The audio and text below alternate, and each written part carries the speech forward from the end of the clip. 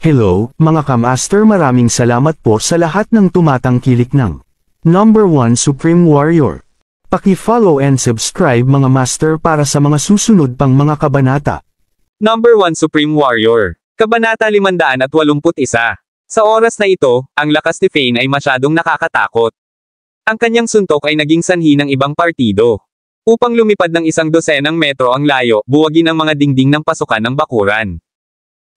Ang kalbo na tao ay nagsusuka ng dugo habang siya ay nakarating sa lupa, ang kanyang pale ng pale. Sino ka? Gaano ka katapang na sanhi ng kaguluhan sa aming Harrison Pribadong Security Company? Isa-isa, ang mga tao sa loob.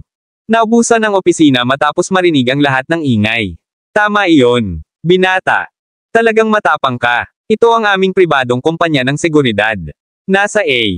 Suicide mission. Pagdating dito upang maging sanhi ng problema. Ilang iba pa ang nagsabi nito. Ang ilan sa mga bodyguard ng apprentice ay nakapaligid sa Fane. Paano ito posible? Ang kalbo na tagapagturo ay nahit. Ang isa sa mga binata ay nakakita sa kanya na nakatayo.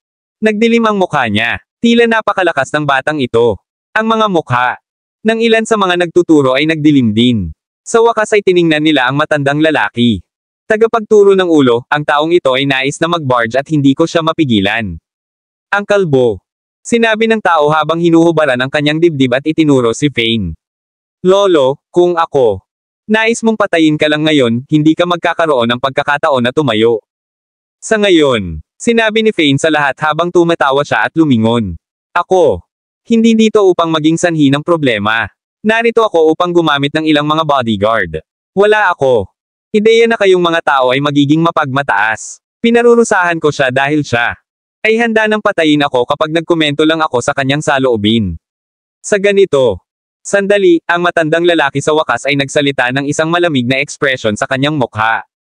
Bata, sa palagay mo ba ay maaari ng Harrison Pribadong Security Company? Payagan kang dumating at pumunta ayon sa gusto mo. Sa palagay mo kaya ng aming kumpanya. Magpatakbo ng maraming taon kung kami ay casual. Tama iyon, binata. At ngayon sinusubukan mong tumakas pagkatapos ng paghagupit sa isa sa aming mga tao. Haha. Nangangarap ka ba? Ang isa pang lalaki ay nagsabi din ng malamig. Bata, ikaw ba? Takot kapag nakita mo ang marami sa atin dito. Ito ba ang dahilan kung bakit nais mong umalis? Ikaw. Kahit na sinabi na kung nais mong patayin si Baldy, mamatay na siya ngayon. Ba! Sino ang sinusubukan mong mag-bluff? Sa palagay mo ba lumaki ako ng takot sa iba? Panipi. Sinabi ng isang brawny guy na may mabangis na ekspresyon. Ito ay isang sangay lamang ng Harrison Pribadong Security Company. Binata, hindi mo alam kung gaano kalaki. Ang aming kumpanya ay, di ba? Ang kalbo na tagapagturo ay nagsimulang tumawa ng malamig. Ngayon, lumuhad sa harap ko. Kautaw at humingi ng tawad sa akin. Mapapatawad kita kung ikaw magpagsimula sa akin ng 5 milyong bucks. Naiintindihan mo ba ako? Thought. Hindi sa palagay ko ito ay isang pribadong kumpanya ng seguridad. Tila ang iyong kumpanya. Upang maging isang con company na nag-aalangan ng mga bisita dahil mayroon ka lamang. Tao. Tiningnan ni Fane ang mga taong ito at patuloy na nagsasalita, narito ako sa tulong sa iyong negosyo, ngunit hindi mo ako tinatanggap, kahit na kumikislap ako sa iyong mga mapagmataas na mukha. Nagtataka ako kung sino ang nagbigay sa iyo ng lakas ng loob na gawin. Kaya, ang mga tao mula sa pribadong kumpanya ng seguridad sa buong kalye ay tila narinig ang mga ingay. Medyo maraming mga ito ang dumating. Napanood nila. Mula sa pasukan, nagtataka kung ano ang nangyayari sa loob. Tila iyon. Ang isang tao ay narito upang maging sanhi ng problema. Sinabi ng isang maikling buhok na babae nang siya nakita ang isang butas sa dingding sa pasukan. Kabanata 582. Ang mga tao mula sa kabaligtaran na kumpanya ay naisip na ang isang tao ay narito hanggang magdulot ng problema. Pagkatapos ng lahat, ang lahat mula sa pribadong seguridad ng Harrison na ito. Ang kumpanya ay labis na mapagmataas. Bukod doon, ang kumpanyang ito ay mayroong isang malakas na background, medyo mayaman sila. Nainggit sila sa mga tao sa kumpanyang ito habang nagmamaneho sila ng maraming mga kotse. Maging ang kanilang bakuran ay dinisenyo maganda. Hindi nila inisip na ang isang tao ay maglakas loob na maging sanhi. Problema para sa kanila. Gayunpaman, naintindihan ng mga taong ito sa sandaling narinig nila kung ano. Sabi ni Fane. Tila ang mga taong ito ay masyadong mayabang at nasaktan. Customer. May kasabihan na ang mga customer ay ang mga hari. Hindi nila ginawa. Isipin na ang taong kalbo na ito ay titingnan ang taong ito, at kahit na atake siya. Gayunpaman, tila siya ay kontra-atake ni Fane. Old Baldy. Ang taong ito ba talaga ay isang customer dito? Tanong ng matanda pagkatapos niyang isipin. Tungkol dito, agad na sinabi ng taong kalbo, tagapagturo ng ulo, huwag makinig sa ang kalokohan ng lalaking ito. Karaniwan siyang nagbihis. Mukha ba siyang isang tao na narito upang gumamit ng mga bodyguard? At siya ang taong nagsalita sa akin ng masungit. Haha, ang nagkasala na partido ay nag-file ng suit. Gaano ka manggahas na kumilos? Kaya't mayabang kapag ikaw ang may masamang pag-uugali at inatake ako. Mula sa likuran, dapat kang magpakamatay. Malamig na ngumiti si Fane. Wala silang ideya na siya ay pumatay ng ilang daang tao mula sa pamilyang Xenos. Kabilang ang isang malakas na marshal. Hindi niya inaasahan na matugunan ang isang katulad sitwasyon nang lumabas siya na naghahanap ng ilang mga bodyguard. Haha, mayabang bastard. Kung paano ka maglakas loob na pumunta dito at nasaktan ang aming mga tao kahit na sinira ang aming mga item nang walang panghihinayang. Naglakas loob kang magsalita ng mapagmataas. Ang ulo. Nagsimulang tumawa ang tagapagturo. Sa palagay mo ba ay mahina tayo? Hindi niya ginawa. Nais na magpatuloy sa pagsasalita ng labis kaya't iniwas niya ang kanyang kamay at sinabing, pag-atake. Ang dalawang tagapagturo at isang dosenang mga bodyguard ay agad na nakapaligid sa Fane. Ako. Tingnan mo ring nais na gamitin ang iyong lakas upang mapahamak ang mga tao. Sinabi ni Fane. Isang walang malasakit na ngiti nang makita niya ang napakaraming tao na nakapaligid sa kanya. Haha. Binata, natatakot ka na ba? Hayaan mo akong sabihin sa iyo ito, huli na. Kami ay binigyan ka na ng isang pagkakataon. Maaari kang umalis kung lumuhad ka, Cowtoad, at humingi ng tawad sa isang kabayaran ng 5 milyon. Aminin mo lang na hindi ka mapakali. Hindi ka sumang-ayon dito. Ang kalbo na tagapagturo ay tumayo sa labas, hinawakan ang kanyang mga kamao sa harap ng kanyang dibdib, at handa na para sa isang palabas. Handa lang kayo. Rob mga tao ng kanilang pera. Hinawakan ni Fane ang kanyang mga kamao, tumigil sa pakikipag-usap, at nagmamadali pasulong. Bigla siyang tumalikod at bumagsak. Thump! Thump! Thump! Maraming mga bodyguard ang sinipa sa kanilang mga dibdib at lumipad palabas. Nahulog sila sa lupa at naglabas ng dugo. Kaya nila hindi man tumayo. Gumamit si Fane ng malaking lakas sa oras na ito. Bagaman hindi sapat upang patayin ang mga ito, sapat na upang mawala sila sa kanilang kakayahan. Upang labanan. FCK. Ang parehong mga tagapagturo ay agad na lumipat sa pag-atake kay Fane. Tandang padamdam. Nakakatawa, natanggap nila ang parehong pagtatapos ng mga bodyguard na iyon. Nahulog sila sa lupa, dugo na naglalakad mula sa mga sulok ng kanilang mga bibig. Fane. Huminto, sinalsal ang kanyang katawan, at tumayo sa kanyang pwesto. Ngumiti siya sa kalbo na lalaki. Dahil ikaw ang instigator ng bagay na ito, at ikaw pa rin ang mapagmataas. Kahit na pinigilan ko, hayaan mo akong ipadala sa iyo sa impyerno. Gaano ka manggahas? Nagulat ang matandang lalaki nang marinig niya ito. Ang kakayahan ng labanan ni Fane ay mas malakas na kaysa sa kanya. Agad siyang sumigaw. Gayunpaman, lumitaw si Fane. Sa harap niya na parang wala siyang narinig at sinuntok siya sa kanyang dibdib. Kabanata 583. Napakabilis. Hindi lamang ang mga tao ng pribadong seguridad ng Harrison. Nagulat ang kumpanya, ngunit ang mga tao mula sa kabaligtaran ng kumpanya ay din labis na nagulat. Napansin nila ang eksena mula sa pasukan. Nagsimula silang magtaka kung totoo ba na dumating ang gayong malakas na tao. Gumamit ng mga bodyguard.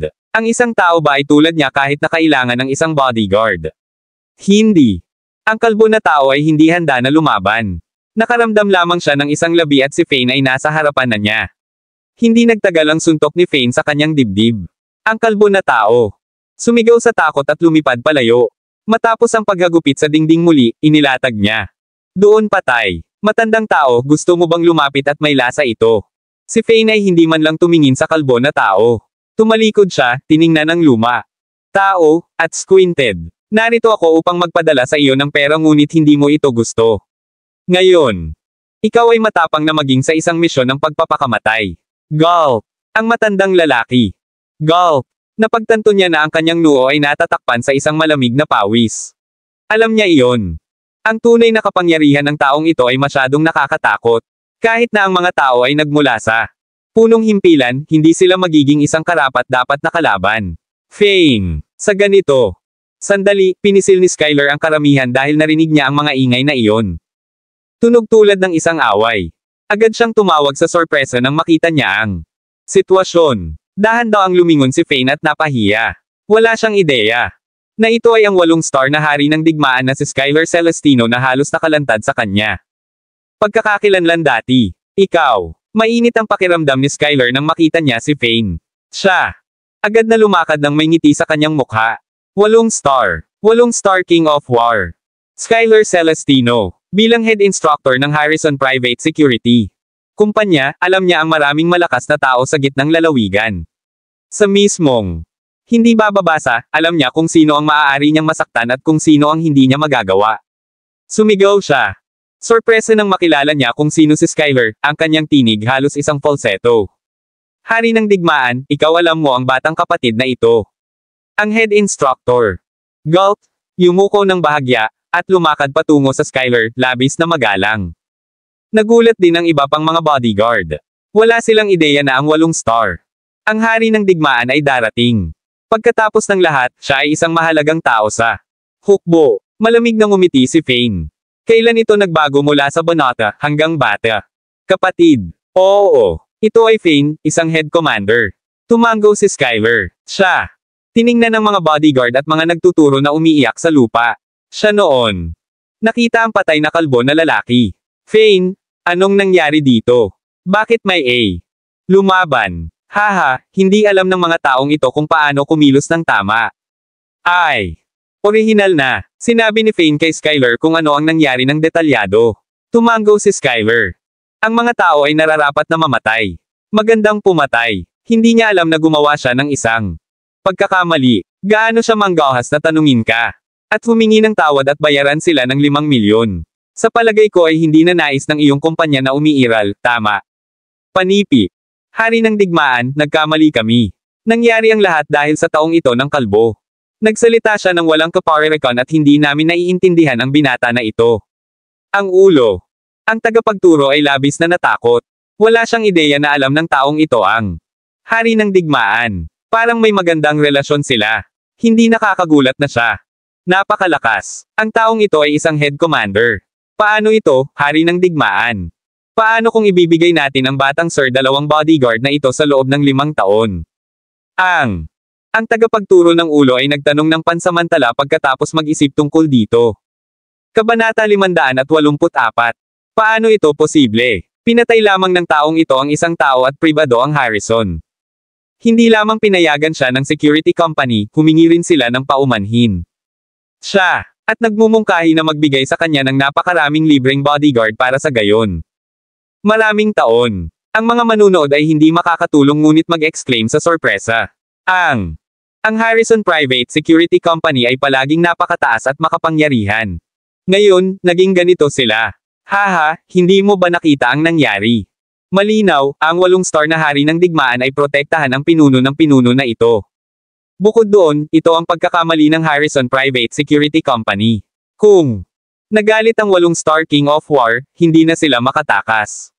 Ang puot niya, tumawa ang maikling buhok na bodyguard at sinabing, well, sila na.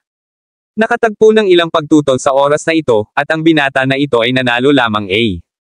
Malaking premyo. Kung siya ay gumamit ng 20 mga bodyguard sa loob ng 1 taon, gagawin niya. Kailangang gumastos ng 5 milyong bucks. Ang sweldo para sa isang 5 taong trabaho ay nagkakahalaga ng higit sa 20 milyon. Ang pribadong seguridad ng Harrison. Ang kumpanya ay magdurusa ng isang malaking pagkawala. Nawalan pa sila ng isang malakas na tagapagturo. Bilang ang kanilang mga kakompetensya, masaya silang makita ang pribadong seguridad ng Harrison. Kumpanya sa isang masamang sitwasyon. Fane, ano ang pakiramdam mo tungkol dito? Skyler. Sumulyap kay Fane, iniisip na sasang-ayon siya sa isang mahusay na alok. Ang ulo. Tumingin din ang tagapagturo kay Fane, ang mga inaasahan na nakasulat sa buong mukha niya. Gayunpaman, hindi niya inaasahan na magsasalita si Fane ng walang pag-aalaga. Mabuti ito. Haha, nakakaramdam lang ako ng kawalan ng katiyakan kung gagawa ako ng mga bodyguard mula sa kumpanyang ito. Ganap ba nila ako sundin? Baka sila ay maging dodler noon. Pagkatapos ay iniunat niya ang kanyang katawan. Sa palagay ko mas mabuti kung maghanap ako para sa mga bodyguard sa ibang lugar. Salamat sa iyong tulong, Hari ng Digmaan. Celestino. Ang saloobin ni Fane kay Skyler ay napaka-casual. Parang siya makipag-usap kay Skyler tulad ng sila ay malapit na kaibigan, na iiba sa iba. Mga tao, maging si Skyler ay nadama na ang binata na ito ay talagang espesyal. Ang kanyang bawat ang paglipat ay hindi naiiba sa mga kataas-taasang mandirigma. Bagaman lahat ng ang mga pinuno ng pinuno ay labis na magalang kapag nakilala nila siya, hindi niya ginawa. Ayaw ang casual na saloobin na ito mula sa Fane. Hindi lamang niya nagustuhan ito, naramdaman niya. Komportable tungkol dito. Si Fane ay tila isang tao na nasa parehong antas. Tulad niya, lumabas si Fane pagkatapos niyang matapos ang pagsasalita. Salamat, salamat. Batang kapatid. Natigilan din ang head instructor. Kinuha nila ang inisyatibo upang mabigyan siya ng isang mahusay na pakikitungo para lamang mabigyan ang hari ng digmaan. Mukha, hindi nila inakala na si Fane ay titingnan ang kanilang panukala. Ito ay isang deal na nagkakahalaga ng milyon-milyon at tinanggihan ito tulad nito. Ang taong ito ay mayroon isang extraordinarily na nagpapataw na paraan. Bukod doon, ang taong ito ay may isang hari ng saloobin ng digmaan. Hindi siya masyadong magalang sa King of War Celestino. Tumayo roon si Skyler na may nakasimangot. Naisip niya ito at sumunod pagkatapos. Fane. Kapatid na Fane, hintayin mo ako. Nahuli si Skyler kay Fane at ngumiti.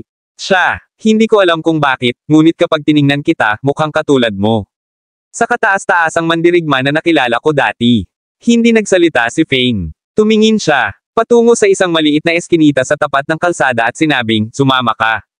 Ako. Sumunod si Skyler sa likuran ni Fane, nagtataka kung ano ang nangyayari. Kabanata 585. Matapos silang makarating sa eskinita, tumingin si Fane sa paligid upang makita kung may sumunod. Sila bago magsalita ng seryoso. Sa hinaharap, itigil ang pagbanggit kung magkano. Mukha akong kataas-taasang mandirigma. Gusto ko lang ng isang normal na buhay at ayaw mag-abala. Pagkatapos niyang magsalita, pinahihit niya ang kanyang palad at iniharap ang isang itim na kulay na token. Ang token ay mukhang domineering at mayroong isang dragon totem dito. Agad na pinigilan ni Fane ang token matapos na sumilip si Skyler. Passes. Huminga ng matalim si Skyler matapos siyang sumilip sa token. Agad siyang lumuhod. Binati ng King of War Skyler Celestino ang kataas-taasang mandirigma at salamat sa pag-save sa akin mga taon na ang nakakaraan. Ang aking mga apprentice, mga subordinate, at inilaan kong bayaran ang kataas-taasang mandirigma, ngunit hindi namin kailanman nakakuha ng pagkakataon sa lahat ng mga taon na ito. Nangangarap ako tungkol sa pakikipagkite sa iyo, at ngayon ang mga pangarap ay sa wakas natupad. Pula ang mga mata ni Skyler nang siya ay lumaki. Ang ulo niya ulit. Taon na ang nakalilipas, hindi lamang na-save ni Fane ang kanyang buhay, ngunit naligtas din siya ang buhay ng kanyang mga subordinate at ilan sa kanyang mga apprentice. Si Fane ay nagulat, ngunit naintindihan niya ang damdamin ni Skyler. Tumulong siya kay Skyler. Bakit? Hindi ka ba tumayo muna? Kung nakikita ka ng iba na ginagawa mo ito, magkakaproblema ako. Ang hinaharap, huwag mo akong talakayin bilang kataas-taasang mandirigma. Maaari mo lang akong tawagan Fane. Sige, naiintindihan ko. Sa wakas ay naintindihan ni Skyler ang isang bagay at ngumiti sa kahihiyan. Humihingi ako ng paumanhin tungkol sa ibang araw. Masyado akong bobo. At halos nakalantad ang iyong pagkakakilanlan. Sa kabutihang palad, nakatulong ang Diyosa ng digmaan. Ipaliwanag ang lahat para sa iyo. Akala ko parang gusto mo ang kataas-taasang mandirigma, at sa mga huling araw, talagang nagtataka ako kung paano dalawang tao ang maaaring magmukhang magkapareho. Okay. Tumango si Fane. Sige, kailangan ko pa rin. Upang gumamit ng ilang mga bodyguard upang makagalaw ako. Mag-inom ng sama-sama. Kapag libre tayo, maghintay. Agad na sumugod si Skyler patungo sa Fane kung kailan. 2 hakbang na lang siyang sumulong. Kataas-taasang mandirigma, bakit ka pa rin? Kailangan bang maghanap para sa mga bodyguard? Marami akong kasama sa akin. Marami sa aking. Ang mga apprentice at subordinate ay patuloy na nagrereklamo na wala silang gawin. Maaari ko lang hilingin sa kanila na maging iyong mga bodyguard. Ang pera ay hindi magiging isang issue. Tulad ng nais nilang bayaran ka ng matagal. Handa silang gawin ito nang walang isang sentimo kung alam nila na sila ay nagtatrabaho para sa iyo. Si Fane ay hindi nagsasalita. Gayunpaman, kung ang mga taong ito ay tunay na nagtrabaho bilang kanyang mga bodyguard, kanilang ang kakayahang labanan ay magiging lubos na maaasahan. Sa itaas nito, hindi niya kakailanganin gumamit ng maraming tao. Matapos makita ang pag-asa ni Skyler, tumango si Fane. Matapos niyang isipin ito, sige, tanungin mo sila kung handa ba silang magtrabaho. Ako, maaari silang lumapit kung gagawin nila. Gayunpaman, maaari ko lamang bayaran ang bawat isa sa kanila. Isang katamtamang sweldo ng 2,000 bawat buwan kung nagtatrabaho sila sa akin dahil maaaring magtaka ang mga tao kung ang aking mga gastos ay masyadong mataas. Ang pinakamahalagang punto para sa ang mga ito upang sumunod ay kailangan nilang panatilihing lihim ang aking pagkakakilanlan. Oo naman, sigurado. Oo naman. Babalik ako at ipaalam sa kanila ngayon. Masyado kang mapagbigay para sa kahit na nagbibigay sa kanila ng sweldo. Pagkatapos ng lahat, naisave mo ang aming mga buhay taon na ang nakalilipas. Si Skyler ay lubhang masaya kapag sumang-ayon si Fane sa kanyang mungkahi. Sa wakas ay mayroon siyang isang pagkakataon upang mabayaran si Fane. Hindi niya matulungan ang kanyang sarili na ngumiti. Nakakahiya. Hindi lang sila. Gusto ko ring maging iyo. Bodyguard at bayaran ka. Mabilis na hinawakan ni Fane ang kanyang kamay. Huwag, ikaw ba? Sinusubukang takutin ako. Maaari kang pumunta sa aking bahay at magkaroon ng inumin kasama ko. Sabihin mo lang na binibisita mo ang iyong mga subordinate bilang isang dahilan. Hindi ba? Ipakita na ako ang kataas-taasang mandirigma kung ikaw ay naging aking bodyguard. Ikaw. Isang mahalagang tao, kaya dapat mong gamitin ang oras na ito upang magpahinga ng maayos. Haha. Sige. Naiintindihan ko kung ano ang sinusubukan mong sabihin. Sa hinaharap, sasabihin ko sa iyo. Bilang head commander na si Fane Wood sa publiko. Tumawa si Skyler at nagpadala kay Fane. Palabas. Babalik ako at ipaalam sa kanila ang tungkol dito. Magiging 50 tao ba? Sapat na. Panipi. Kabanata 586. Ang sinabi ni Skyler ay nagdulot ng bibig ni Fane sa mga sulok nito. 50. Ang ibig sabihin ng mga bodyguard ay ang sweldo para sa isang taon ay nasa paligid ng 10-10 milyon-milyon. Ngumiti siya ng mapait at sinabing, hindi namin kakailanganin ang napakaraming tao tulad ng. Hindi ako gumagamit ng mga bodyguard para sa buong pamilyang Taylor. Kailangan ko lang ilang mga tao upang maprotektahan ang aking maliit na pamilya, iilan lamang ang mabuti sa Marshall. Sining higit pa sa sapat. Ang aking ama at biyenan ay maaaring hindi magagamit ito kung napakarami sa kanila. Naisip ni Fane ito dati. Sinasabi, 10. 10 sapat. Sige. 10 ito. Tumango si Skyler at ipinangako ni Fane. Bamantong hininga, ito ay sobrang boring kamakailan. Mahilig akong lumabas. Sa mga laban noong kami ay nasa battlefield. Nakatutuwang patayin ang mga iyon. F***ing Amerikano. Ngayon na ako bumalik dito, wala akong magagawa. Lahat ako ay may pera, at maaari lamang akong uminom o mag-enjoy sa mga aktibidad sa libangan kasama ang aking mga subordinate. Natatakot ako na makakatagpo ako ng ilang mga mayamang batang masters tuwing aalis ako sa bahay. Kapag nakilala nila ako, darating sila upang subukan at mangyaring ako sa pamamagitan ng pag-eniaya sa akin sa kanilang mga sesyon ng karaoke o iba pang mga aktibidad. F***ing impyerno, nakakainis. Hindi maiwasang tumawa si Fane kapag siya narinig ang sinabi ni Skyler. Haha, natatakot ako sa mga bagay na ito. Kung ang mga tao alam kong ako ang kataas-taasang mandirigma, hindi lamang ito ang mga mayayamang bata. Masters. Lahat ng uri ng mga tao tulad ng karamihan sa mga sundalo, ang ilan sa katulong. Ang mga commander, maging ang mga pinuno ng pinuno, darating din sila para sa akin. Iyon ay lubos na nakakainis. Ang aking kasalukuyang buhay ay mas komportable. Panipi. Talagang matalino ka na inaasahan ito mula sa simula. Ako talaga. Humanga ka. Si Skyler ay may isang inggit na ekspresyon sa kanyang mukha. Ilang araw nakaraan, maraming mga ahensya ng kasal ang lumapit sa akin na sinasabi na gusto nila ipakilala ang ilang mga kababaihan sa akin. Ako ay F***ing kasal kaya agad ako tinanggihan sila, subalit hindi pa rin sila sumuko at nais na makahanap ng pangalawang asawa. Para sa akin, mga normal lamang silang tao kaya hindi ito makaramdam ng tama kung nahit ko sila. Panipi. Muli ay tumawa muli si Fane nang marinig niya ito. Kaya, ang apprentice na iyon. Bihirang umalis sa bahay. Apprentice. Natigilan si Skyler. Hindi marami. Alam ng mga tao na ang siyam na dakilang Diyos ng digmaan ay ang kanyang mga apprentice. Kasama na si Skyler. Alam lamang niya na si Fane ay may siyam na subordinate bilang siyam. Ang mga dakilang Diyos ng digmaan ay may mahusay na mga nagawa sa militar. Natigilan siya para sa A. Maikling sandali bago siya nagsalita sa pagsasakatuparan, gawin, ang ibig mong sabihin ay ang Diyosa ng digmaan. Siya ang iyong apprentice. Nahihiya si Fane. Wala siyang ideya na siya ay tumutulo sa lihim na ito sa gitna ng isang masaya pag-uusap. Magaan siyang nagsalita nang makita niya na walang mga tagalabas na nasa paligid. Huwag sabihin sa iba, ngunit ang lahat ng siyam na dakilang Diyos ng digmaan ay ang aking mga apprentice. Natutunan ni Ethan Hayes ang kanyang mga kasanayang medikal, bukod sa iba pang mga bagay. Mula sa akin. Passes. Huminga si Skyler ng isa pang matalim na paghinga. King Impierno, wala siya. Ideya na ang kataas-taasang mandirigma ay nagkaroon ng isang malapit na relasyon sa siyam mahusay na mga Diyos ng digmaan. Napakakaunting mga tao ang nakakaalam tungkol dito. Gaano kalaki ito? Isyu kung alam ng mga tao ng katisiya tungkol dito. Ang nakakatakot na prestihiyo ng ang kataas-taasang mandirigma ay muling mabubuhay. Maraming tao ang naramdaman nila.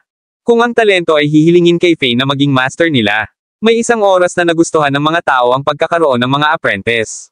Maraming mga hari ng digmaan, at maging ang mga Diyos ng digmaan, kinuha sa mga apprentice, ngunit hindi pa nila naririnig ang balita ng kataas-taasang mandirigma. Pagkakaroon ng mga apprentice ng kanyang sarili. Lahat ay maaari lamang magtaka kung ginawa niya. Ngayon, natuklasan ni Skyler na ang kanyang mga apprentice ay ang siyam na dakilang Diyos ng digmaan. Hindi nagtagal sumakay si Fane sa kanyang sasakyan at handa nang umalis. Gayunpaman, siya naalala ang isang bagay at sinabi kay Skyler na nakatayo sa malapit, "Oh. Oo, King of War Celestino, naiinip ka na ba ngayon? Gusto mo ba ako? Bigyan ka ng isang bagay na dapat gawin." "Oo, nababato ako. Lubos akong nagpapasalamat. Sabihin mo lang sa akin kung ano ang kailangan mo ng aking tulong para sa." Agad na tumawa si Skyler. Narinig niya ito. Naramdaman niya na kung magpapatuloy siya sa kalsada na ito nang wala siya, ay nababato na ang mga kabute ay magsisimulang lumaki sa kanyang katawan. Ang anak ng pamilyang Xenos mula sa lungsod ng Sky Dragon ay tinatawag na Quill Xenos. Siya. Kamakailan lamang ay hinimok ako sa pamamagitan ng pagsisikap na makidnap ang aking asawa at ang aking biyenan. Pinatay si Quill at ang kanyang mga subordinate, ngunit wala akong oras upang makitungo sa Xenos. Pamilya. Maaari ko lamang hilingin sa iyo na tulungan akong makitungo sa pamilyang Xenos. Panipi. Kabanata 587. Inisip ito ni Fane at sinabing, hindi sila maliit na pamilya. Natatakot ako na. Sila ay walang takot na mag-abala sa akin muli at makakaapekto sa aking buhay. Skyler. Ibinato ang kanyang mga kamay sa mga kamao nang marinig niya iyon. Ang mga taong walang alam. Gaano katindi ang iniisip nila tungkol sa pagkidnap sa iyong asawa. Ang pamilyang Xenos. Hindi na dapat umiiral. Tumango si Fane. Huwag masyadong matindi. Patayin mo lang ang kanilang martial artist at master ng pamilya. Ang mga maid at iba pang mga manggagawa ay inosente, kaya hayaan mo silang umalis. Sige. Tumango si Skyler. Naisip niya ito. At sinabi, ngunit kung ang pamilyang ito ay napatay, ano ang tungkol sa kanilang mga pag-aari? Marami sila. Ibenta lamang ang mga ito para sa isang mababang presyo. Subukang makakuha ng higit pa. Cash. Maaari naming ibigay ang kalahati nito sa kawanggawa at ibahagi ang iba pang kalahati ng pantay. Ilipat lamang ito sa aking account. Sinabi ni Fane matapos pag-isipan ang kanyang desisyon. Para sa kaunti, sige, gawin natin ito. Masayang sabi ni Skyler. Matagal na. Dahil nakipaglaban ako at hinihintay ko ito. Haha. Hindi nagtagal ay umalis si Skyler. Natapos silang magsalita. Nagmaneho rin si Fane upang gumamit ng mga maid, chef, at iba pang mga manggagawa sa paglilinis. Masayang masaya si Skyler nang umalis siya. Alam niya ngayon na ang manugang na nagpakasal sa pamilyang Taylor ay talagang kanya. Benefactor, ang kataas-taasang mandirigma na hinahanap niya sa ibabaw ng huling ilang taon. Hindi lamang niya nakilala ang kataas-taasang mandirigma, mayroon pa siyang isang mahabang pakikipag-usap sa kanya. Ito ang pinakamalaking karangalan sa kanyang buhay. Ang mahalagang punto ay humingi ng tulong ang kataas-taasang mandirigma. Ibig sabihin nito na sa wakas maaari siyang gumawa ng isang bagay para sa kanyang benefactor. Ang mas naisip niya tungkol dito, mas nasa sabik ang nakuha niya. Nang bumalik siya sa kanyang bahay, marami sa ang kanyang mga alagad ay chit-chat sa kanyang bakuran. Natigilan sila ng sila. Nakita ang masayang pagpapahayag ni Skyler. Ano ang nangyayari? Nanalo lang ba siya ng 5 milyon mula sa mga tiket ng loterya na binili niya? Bakit siya napakasaya? Isang bata. Ang babaeng kabilang sa kanila ay hindi maiwasang mapusok. Paano ito posible? 5. Ang milyon ay isang maliit na halaga sa ating Panginoon, wala ito. Bukod doon, ang aming. Ang master ay hindi isang taong mahilig sa pera. Ang isa pang lalaki ay umiling-iling. Maaari ba niyang makilala ang isang taong gusto niya, at gusto din siya ng taong iyon? Kung hindi iyon ang kaso, wala na akong maisip na iba pa na gagawa sa kanya. Masaya. Anong bagay na walang kaparerekon ang sinasabi mo? Matanda na ba ako? Ako lang. 41 taong gulang. Sinulyapan sila ni Skyler matapos niyang marinig kung ano sila. Sabi. Pagkatapos ay nagpatuloy siya sa pagsasalita, tanungin ang aking mga subordinate at ang mga marshal ay. Alam na lumapit, at mas mabuti kung sila ay mga kababaihan. Babae. Ang mga bodyguard ay mas madaling baliwalain ng iba. Mas mabuti iyon. Babae. Mga bodyguard. Ang mga alagad ay mukhang nakakagulat. Ano ang nangyayari? Kabanata 588. Go. Go. Go. Ito ay isang magandang bagay, kaya mabilis. Kayong mga tao ay igagalang kong. Nakakakuha ka ng pagkakataon na maging bodyguard na ito. Agad na sinabi ni Skyler. Ang kanyang mga alagad, tumakaway ng kanyang kamay. Paano ito posible? Aling pamilya tayo? Nagbabantay. Napakaganda. Ang babaeng alagad ay ngumiti ng bahagya, iniisip iyon. Ang kanyang Panginoon ay hindi makagulo sa kanya. Sinabi niya, Master, maaari ba akong mag-book ng lugar? Hindi mo ba sinabi na mas mabuti kung ang mga bodyguard ay kababaihan? Pumayag si Skyler. Dito pagkatapos niyang isipin ito. Manatili, mas mabuti kung hindi ka muna mauna. Hanapin natin ang ilang mga babaeng subordinate na may mataas na kasanayan sa labanan. Maglista ng 10 tao. Pababa, at mas mabuti kung sila ay mga babaeng bodyguard. Sa ganitong paraan, ito ay nakakagulat at mas maginhawa para sa kanila na samahan si Fane. Asawa sa panahon ng pamimili at iba pang mga bagay. Hindi, gusto lang nila ang mga kababaihan. Hindi ba tayo nagkakaroon ng pagkakataon?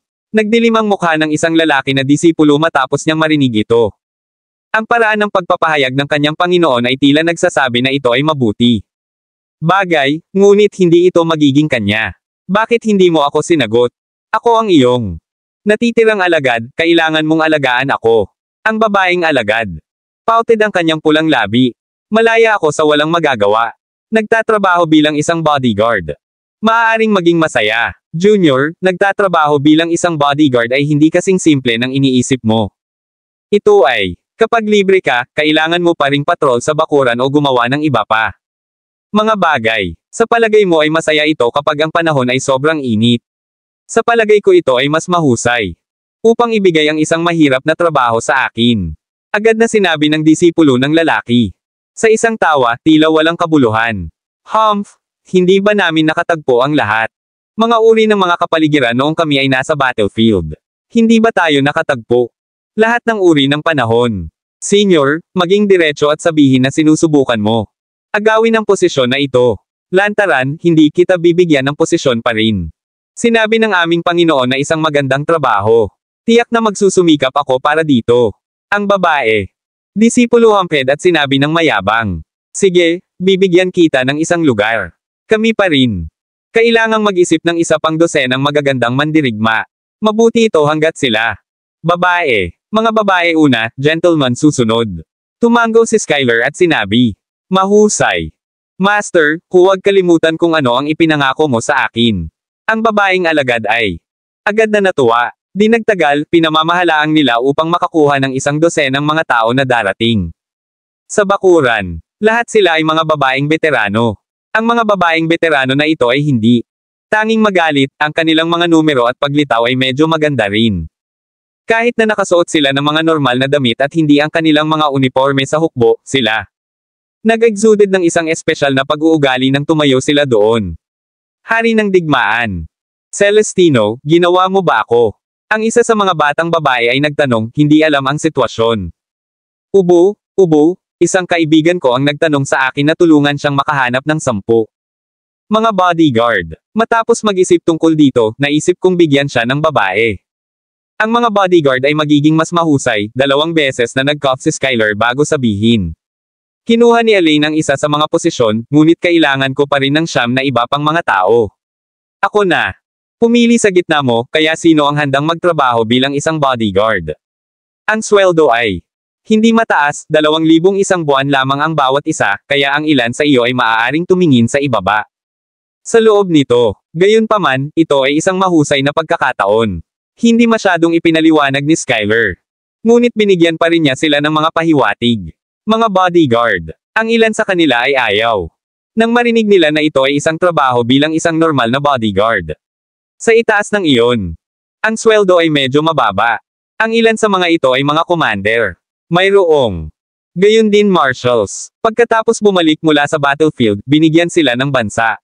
Medyo isang malaking halaga ng mga gantimpala, kaya hindi nila naramdaman ang isang trabaho iyon.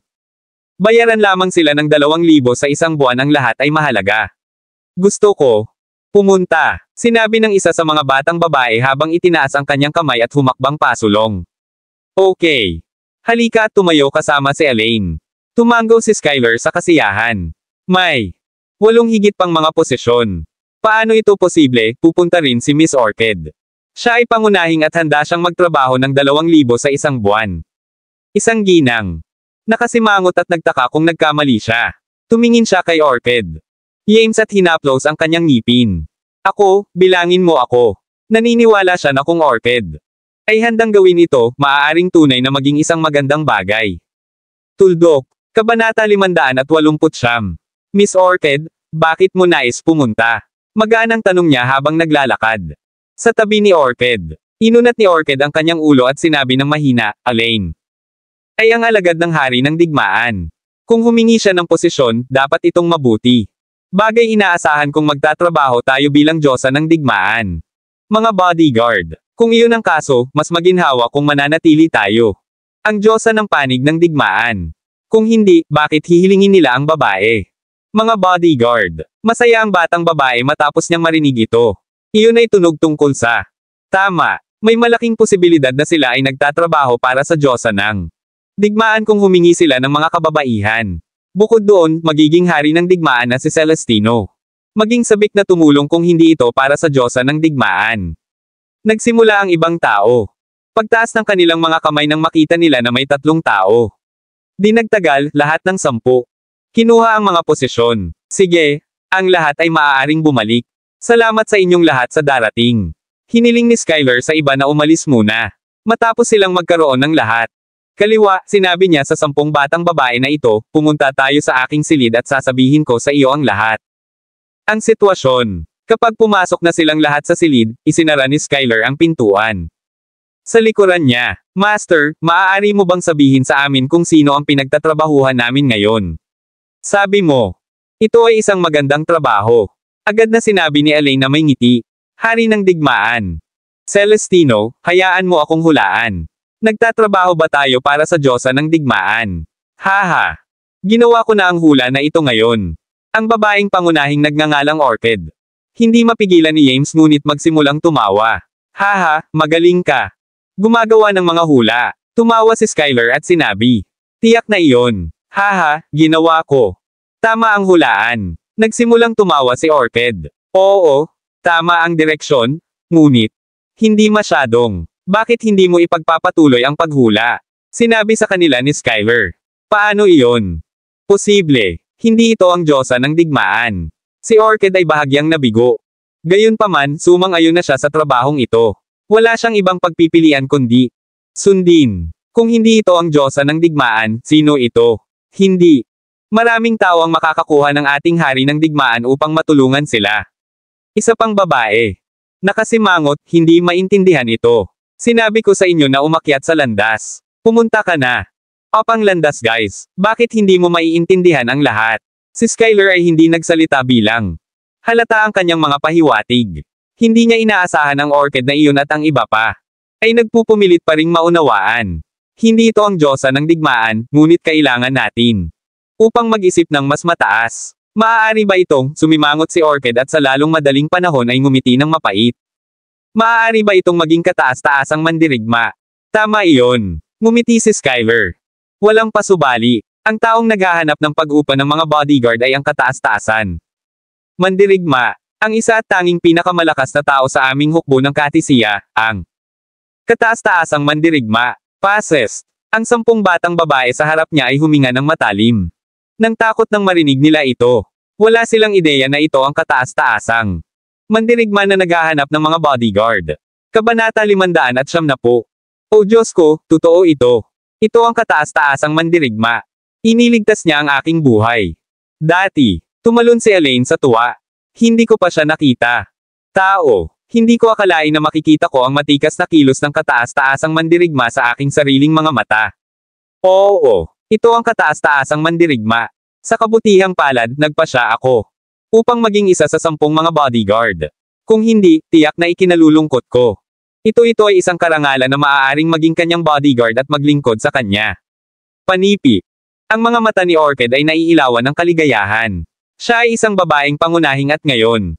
Naging tagahanga siya. Mamamatay ako ng kusang loob kung maaari akong manatili sa kataas-taasang ang panig ng mandirigma at makita ang kanyang tunay na hitsura.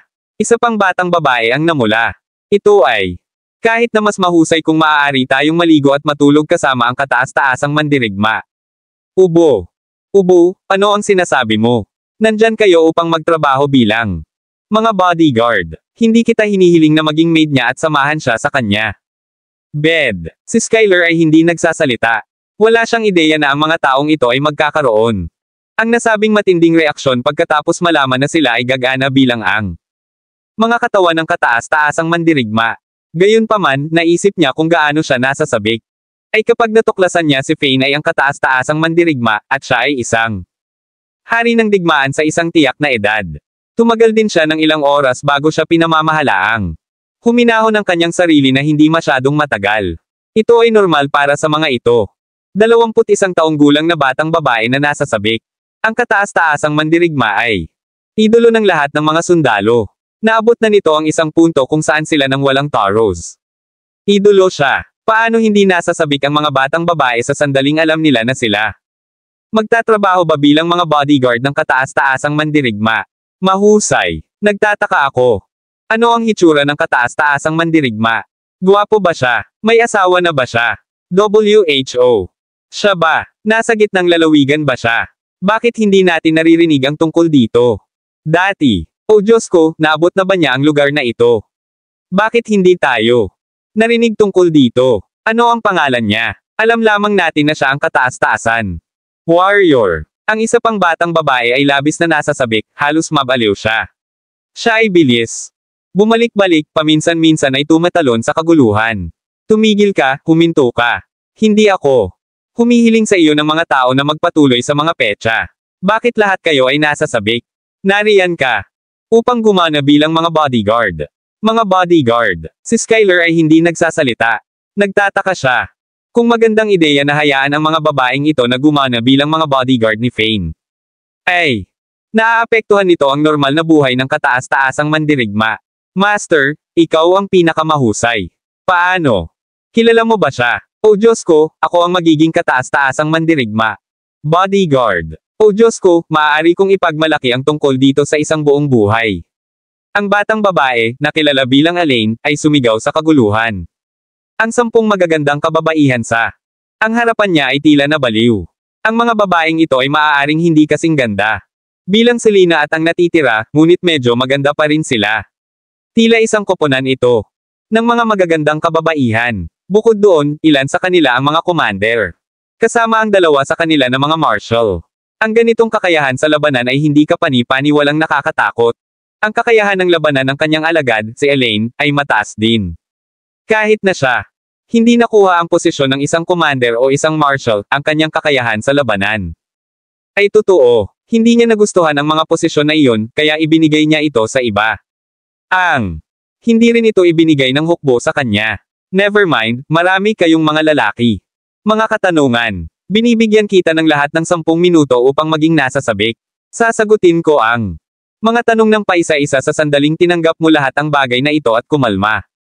Pababa. Si Skyler ay hindi nagsasalita nang mapanood niya ang mga nasasabik na kabataan. Umupo siya sa kanyang upuan at kumuha ng sigarilyo. Nagsimula siyang manigarilyo. Ang mga kababaihan ay nasa sabik lamang ang pamamahala upang huminahon pagkatapos ng ilang oras. Master, sabihin mo sa amin ng mabilis. Dumating lang ba siya o palagi siyang nasa gitna? Lalawigan. Tanong ni Elaine sa Pag-asa. Palagi siyang nasa gitna. Lalawigan. Panipi. Maraming salamat mga ka-master sa walang sawang pagsusubaybay. Isang like, share, and subscribe naman dyan mga ka-master. Abangan ang susunod pang mga kabanata.